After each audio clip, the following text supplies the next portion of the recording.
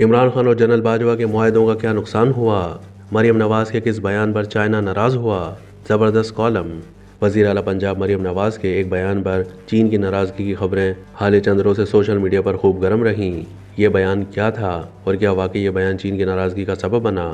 Column نگار محمد مہدی نے اپنے تازہ کالم میں اس حوالے سے اہم حقائق بیان کیے ہیں۔ کالم نگار محمد مہدی لکھتے ہیں کہ چند روز پہلے ایک کلپ وائرل ہوا تھا جس میں یہ بات دعوے سے بیان کی جا رہی تھی کہ وزیر اعلیٰ پنجاب مریم نواز کے ایک بیان کی بنا پر چین ان سے ناراض ہو گیا ہے۔ وائرل کلپ میں وزیر اعلیٰ پنجاب کا نام نہیں لیا گیا بلکہ پنجاب کی خاتون وزیر کہا گیا، مگر کلپ میں موجود ایک شخصیت نے اس انداز میں اس خبر پر بات کی کہ واضح طور پر پتہ چل رہا تھا کہ یہ بات وزیر اعلیٰ پنجاب مریم نواز کے حوالے سے کی جا رہی ہے۔ کالم نگار لکھتے ہیں کہ میں حیران رہ گیا کہ ایسا کیا کہہ دیا ہے کہ جس کی وجہ سے چین نے اس حد تک ناراضگی کا اظہار کیا ہے کہ اتنے بڑے ٹی وی پروگرام تک میں ایک سفارتی مسئلے پر ذکر کیا جا رہا ہے۔ محمد مہدی نے اپنے کالم میں بتایا کہ پاکستان میں رہتے ہوئے جس اعلیٰ ترین سطح پر چین کی کسی اعلیٰ شخصیت سے کوئی غیر سرکاری حیثیت میں رابطہ قائم کر سکتا ہے، اس سطح پر میں نے رابطہ قائم کیا ہے اور ان سے اس خبر کی تصدیق چاہی کہ آیا کس بیان کے سبب چین میں ناراضگی پائی جاتی ہے۔ مجھے سوالی انداز میں جواب دیا گیا کہ ایسا کون سا بیان وزیر اعلیٰ پنجاب نے دیا ہے کہ جس پر ہم ناراض ہوں گے؟ یہ خبر کسی بہت ہی کمزور ذریعے سے حاصل کر کے اڑا دی گئی ہوگی۔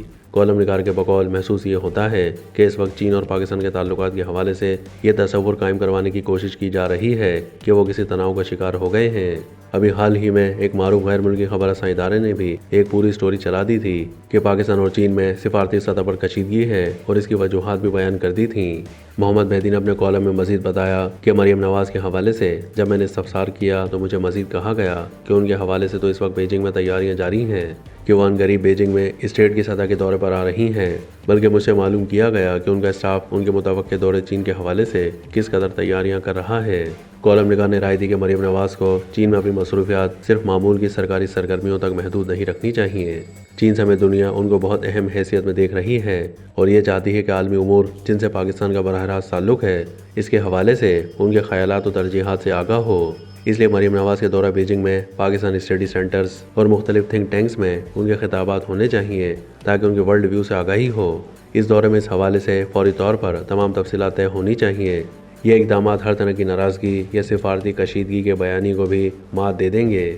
اپنے کالم میں بیلاروس کے صدر کے دورہ پاکستان کا تذکرہ کرتے ہوئے محمد مہدی نے لکھا ہے کہ پاکستان نے ویسے ہی SCO کانفرنس کے انعقاد اور اب بیلاروس کے صدر کی آمد کی بدولت اپنی اہمیت کا تاثر قائم کیا ہے۔ بیلاروس سے پاکستان کے سفارتی تعلقات 2014 میں قائم ہوئے تھے جو پھر دفاعی امور تک بھی بڑھنے لگے اور بیلاروس پاکستان پارٹنرشپ پر 29 مئی 2015 کو دستخط ہوئے اور پہلی بار بیلاروس کے صدر نے پاکستان کا دورہ کیا، جبکہ دونوں ممالک کے مابین treaty on friendship and cooperation پر 10 اگست 2015 کو دستخط کیے گئے تھے۔ بعد میں نواز شریف پاکستان کے پہلے وزیر اعظم بنے جنہوں نے بیلاروس کا دورہ کیا اور اب ان کے صدر ان حالات میں پاکستان تشریف لائے ہیں کہ سیاسی درجہ حرارت بہت بڑھا ہوا تھا۔ پھر ساتھ ہی ساتھ جب دنیا کرم ایجنسی میں ہونے والے دردناک واقعات دیکھ رہی ہے تو اس سے SCO کانفرنس کا انعقاد ہو یا بیلاروس کے صدر کا دورہ سب کو پیچھے چھوڑ جاتا ہے۔ کالم نگار نے یاد دہانی کروائی کہ جب گزشتہ اکتوبر میں اسی سڑک پر گاڑیوں کے قافلے پر حملہ کیا گیا تھا تو اس وقت ہی یہ یقین ہو چلا تھا کہ پارا چنار کرم ایجنسی کے حالات کو بگاڑنے کی کوئی سازش پنپ رہی ہے جو مزید واقعات کے ساتھ آشکار ہو چکی ہے کہ بھی حکومت نے اکتوبر کے واقعے کے بعد ماضی کو سامنے رکھتے ہوئے حفاظتی اقدامات کیوں نہیں کیے۔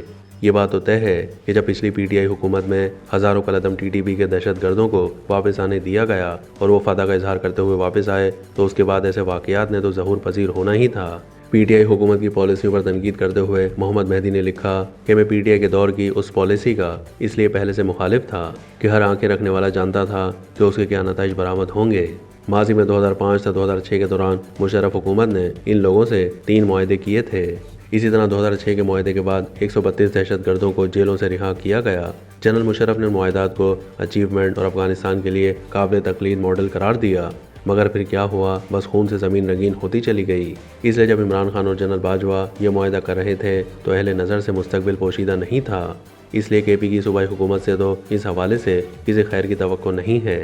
مگر اس موقع پر وفاقی حکومت بھی صرف مذمت کر کے جان نہیں چھڑا سکتی کیونکہ شہریوں کی جان و مال کی حفاظت کی آئینی ذمہ داری بہرحال وفاقی حکومت پر بھی عائد ہوتی ہے۔ کالم کے اختتام میں محمد مہدی لکھتے ہیں کہ خیال رہے کہ یہ کوئی فرقہ وارانہ فسادات نہیں ہیں، بلکہ جب حالیہ واقعات میں گاڑیوں پر حملہ ہوا تو نشانہ بنانے والوں نے قریبی آبادیوں کے گھروں میں پناہ لی، حالانکہ پناہ دینے والے ان کے ہم مسلک نہیں تھے۔ معاملات کو حقیقی تناظر میں دیکھنے کی ضرورت ہے، کیونکہ صرف فرقہ وارانہ فسادات کی عینک سے دیکھا جائے تو جنہوں نے یہ واقعات کیے ہیں وہ اپنے مقصد میں کامیاب ہو جائیں گے۔ 2007 میں پارا چنار کے 72 قبائلی مشیران نے 5 نکاتی معاہدہ مری کیا تھا۔ اس کی بنیاد پر ابھی امن قائم ہو سکتا ہے۔ اس کے ساتھ ساتھ گرم ملیشیا کو بھی مکمل فعال اور بااختیار کیا جائے، جبکہ ان کے بیک اپ کے طور پر فوج موجود ہو۔ اس طرح یہ آگ بجھائی جا سکتی ہے۔ کالم نگار کی رائے سے آپ کس حد تک اتفاق کرتے ہیں؟ کمنٹ سیکشن میں ضرور آگاہ کیجیے گا۔